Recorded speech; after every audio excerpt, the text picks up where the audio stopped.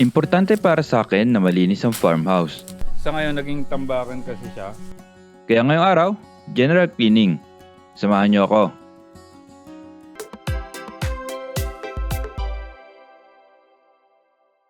Okay, so ngayong araw, magja-general cleaning tayo sa farmhouse, no? Kasi medyo makalat na at magulo.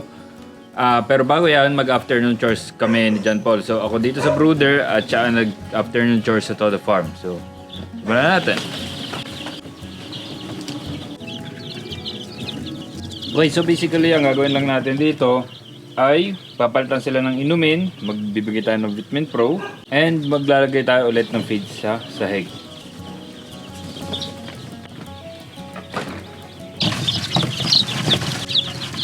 Bale, ito na yung aking batch 17.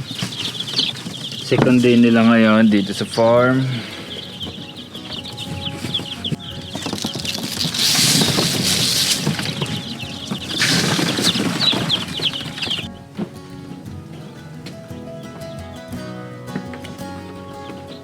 And then para sa inumin nila, Vitamin Pro.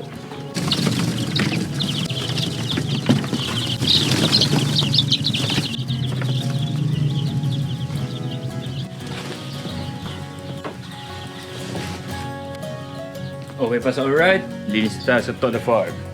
Okay, may dala din akong kalaykay. Hindi ko alam kung saan ko gagamitin to, pero dahil maglilinis, kailangan na kalaykay. Tapos na ba ang afternoon chores? Oo naman, nakakakain ng Centauros eh. Wow. Nakadalawa na ako. Kakain din tayo niya mamaya. Kailangan muna natin maglinis.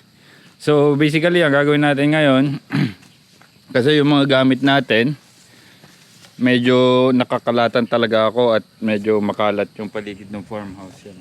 And ito ang isang grower house natin. Sa ngayon naging tambakan kasi siya, pero yung kasing batch siya 17 natin kanina, dito kasi siya pupunta kasi yung isang grower house may laman, magpapang-abot yung dalawang grower house, kaya kailangan din nating humanap ng permanent place para sa mga gamit na to, para hindi tayo palipat-lipat nung mga gamit natin kung kailan kailangan. So yon, yung bahay ni Buddy, nagiba na, inaayos ng kanyang amo. Siyempre, ang first candidate natin na paglalagyan, itong ilalim ng ating farmhouse. So ano natin gagawin, tatanggalin natin yung mga laman, papantayin natin. Okay, tanggalin lang muna natin to. Ito kasi yung mga feeds namin. Ang bigat.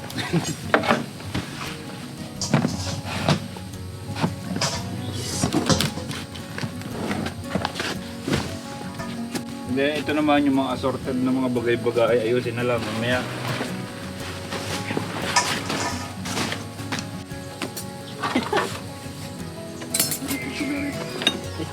Ispin na. Ang sarang bagay. Tama na siya. Lagyan natin sa mga tamang lalagyan yan. Kalikayin lang natin to para mapantay.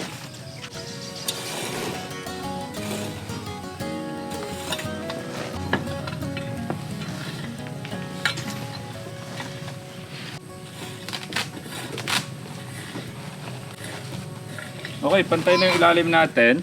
Ibabalik lang natin itong mga feeds natin and gagawa tayo ng patungan. May mga hollow blocks naman tayo. At gagawa tayo ng patungan. Kuha tayo ng 2x4 sa bahay. At yun yung gagawin natin, patungan ng mga gamit natin. Kaya ko.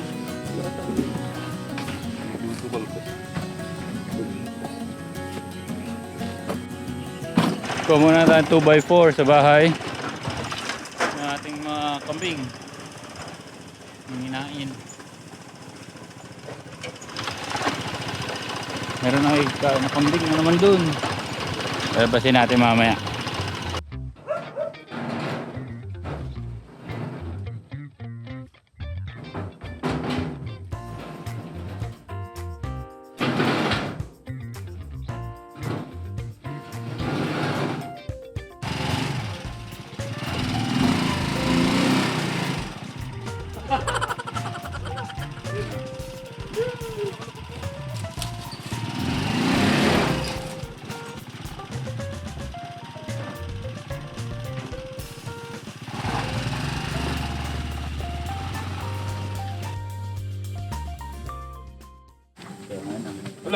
Wala ang dalang pira. Matangin ko. Nasari ako natin sa sinturon ko yung wallet ko eh. Nabili mo lang. Yan, it turns out wala akong dalang pera. Lakas ng loob kong bumili ng merienda. Pero dahil siya'y pamangkin ko sa pinsan, utang muna. Babalik na lang. Yan, tingnan itong mga kambing na to. Saan ba kayo pumasok kanina? Ngayon hindi kayo makalabas. Yo, labas! Wala! Ito nga, paano ito?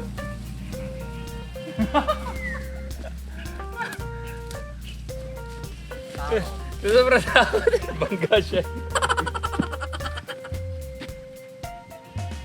Dito sa Toda Farm, very important ang pasture. Kaya bawal ang dayo. Gusto nyo, kalago doon ang damo. Tapos nadyan kayo. Doon. Itong isa, medyo nagtatay pa rin si Missy.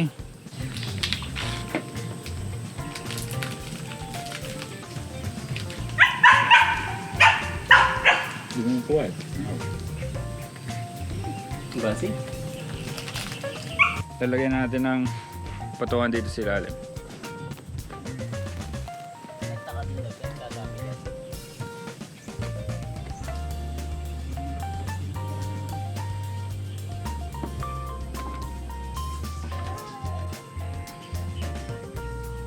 Okay, marami tayo space para sa ating patungan. Takutin natin yung nasa isang grower house.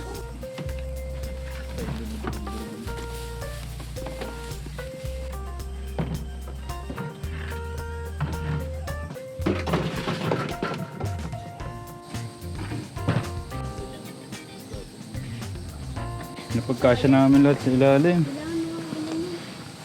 Dito sa bungad yung mga gamitin, which is yung sa hydroponics natin. At yung mga equipment natin andun lang sa sulok. Ngayon naman, isosort namin yung aming mga gamit. Kasi halo-halo talaga siya. Yung mga nasa ilalim, susort din natin yan. Tatapon na hindi kailangan. Habang kami nag-aayos, merong isang pasaway na naman na manok. Wala naman. Saan naman ang gagaling? Anong lang sa iyong kasamahan?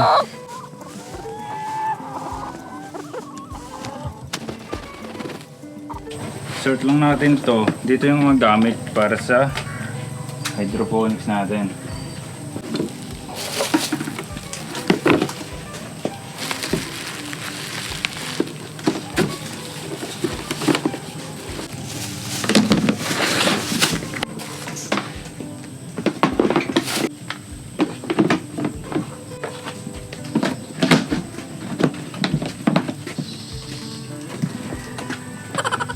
Okay, tapos na tayo doon. Dito naman sa likod. Dito kasi yung mga net natin.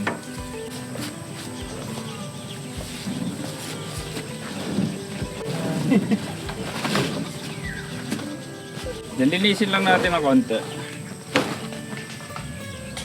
May mga basura kasi.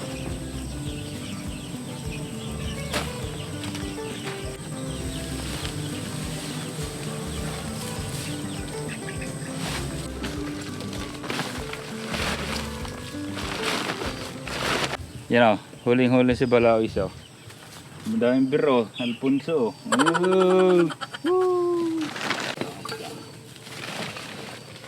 Bagal bote! Tapusan lang natin ng konti yung paligid ng bukay. Hindihan ko lang rin.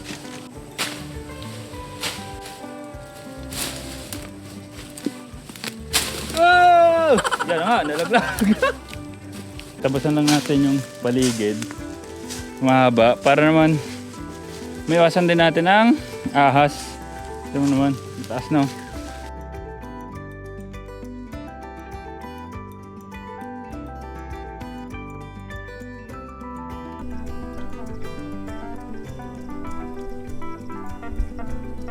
Madalas, pagkataas ng mahabang araw sa farm, dito kami natambay ni John Paul. At nangunguha ng ganito. Ang laki oh. Magkano nga per kilo? May bibili kaya? From Toda Farm. Dalandan from Toda Farm. Ang daming bunga eh.